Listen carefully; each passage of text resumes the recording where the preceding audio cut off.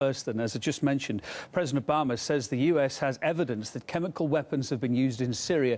He also said it would be a game changer for the US, although only if it's proved the arms are being used by the government. Let's talk to our New York correspondent, Marina Portnaya, now, shall we? Marina, hi there. That's the crucial thing, a game changer if used by the government. What though if it turned out when the investigators go in, they do a bit more rooting around, that it was the rebels that were using it, if they have been used at all? What then?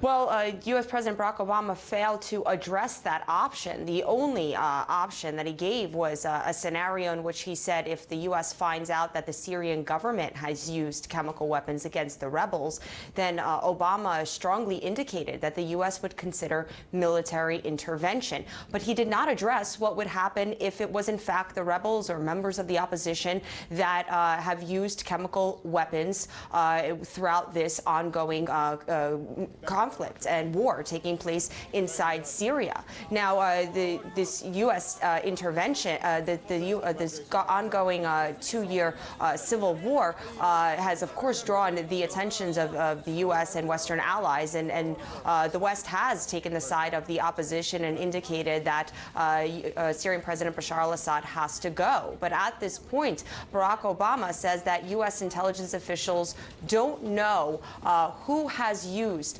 chemical weapons inside of Syria, how they were used or when they were used. The U.S. cannot confirm if it was in fact Damascus who's used the weapons. Now, Obama said that his administration doesn't have a chain of custody that establishes exactly what has happened in Syria.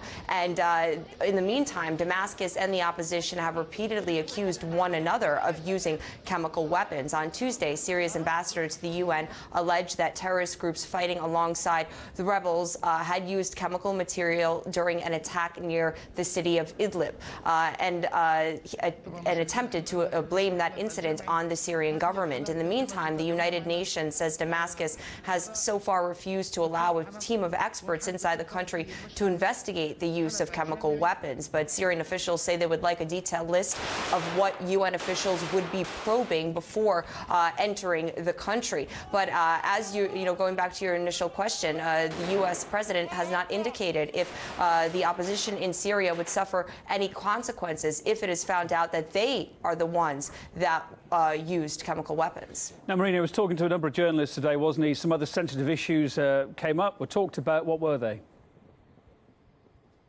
That's right. One of the many sensitive issues Obama addressed was the issue of closing the prison at Guantanamo Bay. He said the idea that the U.S. would still detain a group of individuals indefinitely without trial is contrary to the interests, reputations, and morals of America. But while the U.S. president has shown his strong will to close the prison, he lacks the necessary support from Congress. And that support is what would give Obama the authority and the funding to close the prison. Now, Obama's comments come, of course, as the hunger strike at Guantanamo Bay prison enters its 84th day. This is a story that RT first reported back in March and has continued to cover. We were among the first to cover it. And now, as of Monday, at least 100 detainees are believed to be starving themselves. A reported 21 are being force-fed, 5 of whom are being hospitalized. Of the 166 detainees still languishing at Gitmo, more than half have been cleared for release. One other important issue that the U.S. president addressed in his press conference was the issue of the Boston bombings and Russia's cooperation in the ongoing investigation. That is what Obama underscored, that Moscow is very much helping Washington with its ongoing probe.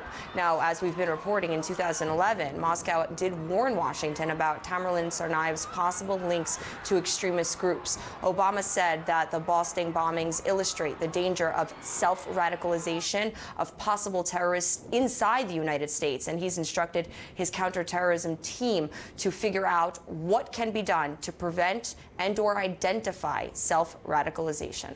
Marina Portnaya, correspondent in New York. Thank you.